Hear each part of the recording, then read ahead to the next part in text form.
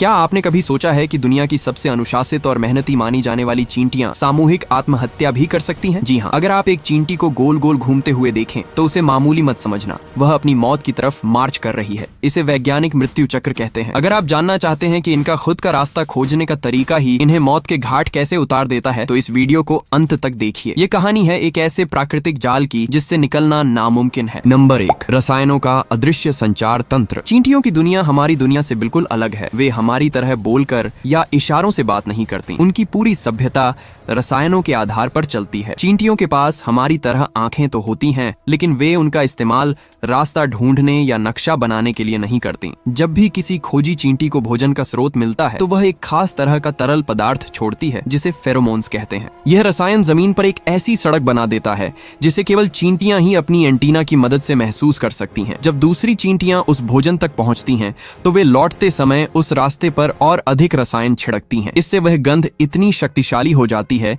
कि पूरी कॉलोनी के लिए वह एक राजमार्ग बन जाता है। वैज्ञानिक शोध बताते हैं कि यह संचार इतना सटीक होता है कि अगर रास्ते में कोई बाधा आ जाए तो चींटियां तुरंत एक नया रासायनिक रास्ता बना लेती हैं। लेकिन यही खूबी उनकी सबसे बड़ी दुश्मन भी बन सकती है। जब रसायनों की मात्रा जरूरत से ज्यादा हो जाती है तो चींटियां अपना मानसिक संतुलन खो देती हैं और केवल उस गंध का पीछा करने लगती हैं। नंबर 2, जब सेनापति का गणित बिगड़ जाए।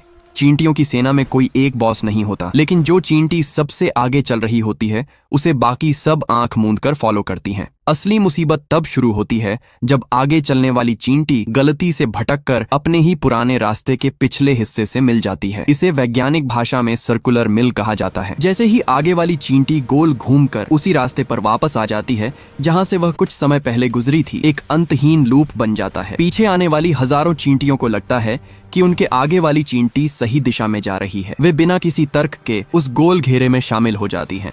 अब वे एक ऐसे भंवर में फंस चुकी हैं जिसका कोई निकास द्वार नहीं है। इस स्थिति में चींटियां यह भूल जाती हैं कि उन्हें खाना ढूंढना था या घर वापस जाना था। उनका मस्तिष्क केवल एक ही आदेश देता है, आगे वाली का पीछा करो। यह एक तरह का सामूहिक सम्मोहन है जो पूरी कॉलोनी को विनाश की ओर ले जाता है। नंबर 3, थकान, भूख और सामूहिक विनाश। ये घेरा कोई छोटा मोटा चक्कर नहीं होता। ये चक्र कई बार सैकड़ों मीटर के दायरे में फैल जाता है और इसमें लाखों चींटियां शामिल हो सकती हैं। रसायनों की गंध इतनी हावी हो जाती है कि चींटियों का सहज ज्ञान पूरी तरह मर जाता है। वे घंटों और कभी कभी कई दिनों तक बिना रुके 38 सेंटीमीटर प्रति सेकंड की रफ्तार से उस घेरे में भागती रहती हैं। उनके नन्हे पैरों में इतनी जान नहीं होती कि वे इस दौड़ को जारी रख सकें, लेकिन रसायनों का पागलपन उन्हें रुकने की इजाजत नहीं देता। वे तब तक नहीं रुकती जब तक कि उनका शरीर पूरी तरह से जवाब न दे दे। धीरे धीरे चींटियां एक एक करके गिरना शुरू होती हैं। अंत में वहां केवल लाशों का एक विशाल ढेर बचता है। यह प्रकृति का सबसे क्रूर दृश्य है जहां अनुशासन ही मृत्यु का कारण बन जाता है। वैज्ञानिक मानते हैं कि यह घटना दर्शाती है कि प्रकृति में सामूहिक बुद्धिमत्ता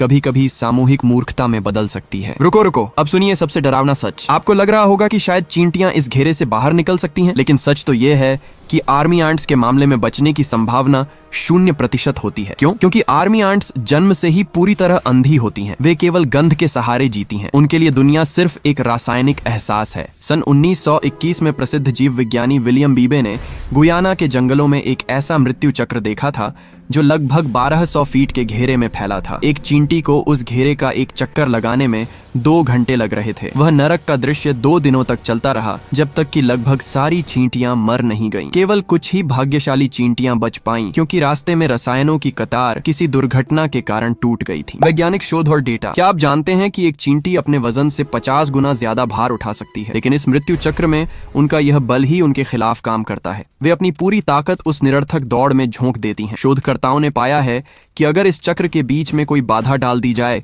तो कभी कभी लूप टूट जाता है और कुछ चींटियां बच निकलती हैं, लेकिन बिना बाहरी हस्तक्षेप के इनका बचना नामुमकिन है। यह घटना हमें सिखाती है कि बिना सोचे समझे किसी का पीछा करना कितना घातक हो सकता है। यह चींटियों का एक ऐसा बग है जिसे विकास की प्रक्रिया आज तक ठीक नहीं कर पाई है। तो दोस्तों, चींटियों का यह रहस्यमयी व्यवहार हमें यह सोचने पर मजबूर कर देता है कि क्या अनुशासन हमेशा सही होता है? कुदरत ने इन नन्हे जीवों को अद्भुत शक्तियां दी हैं, लेकिन कभी कभी यही शक्तियां उनके विनाश का कारण बन जाती हैं। वैसे क्या आपने कभी अपने घर के आसपास ऐसा कुछ देखा है? क्या आपको लगता है कि इंसान भी कभी कभी इसी तरह के मानसिक घेरे में फंस जाते हैं? अपनी राय नीचे कमेंट्स में जरूर बताएं। और हाँ, इस वीडियो को अपने उस दोस्त को जरूर भेजें जो हमेशा दूसरों की नकल करता रहता है। बाकी अपने रिस्क पर ही चींटियों के बीच में उंगली करना, मेरा नाम बीच में नहीं आना चाहिए।